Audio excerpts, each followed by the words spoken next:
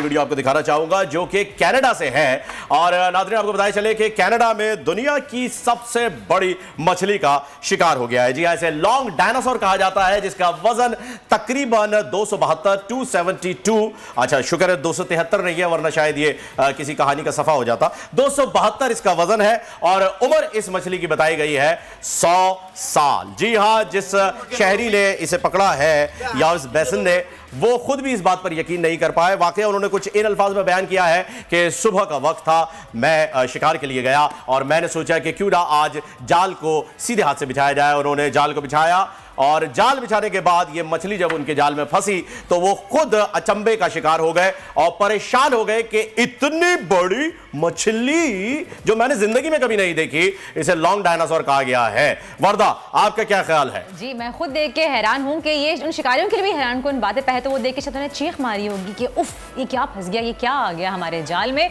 लेकिन उसका नाम वाकई उसकी तरह के डायनासोर की तरह उसके जो है वो भी नजर आ रहे हैं, उसके डिफेंस भी है उसके डायनासोर जैसे। बिल्कुल। तलहा, आप फिशिंग से आपकी बड़ी दिलचस्पी रही है, तो आप बताइए कि कभी आपने जो बड़ी से बड़ी मछली पकड़ी है, क्या वजन होगा?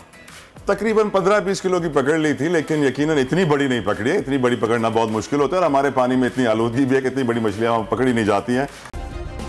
सब्सक्राइब करें और बेल दबाएं ताकि कोई खबर रह न जाए।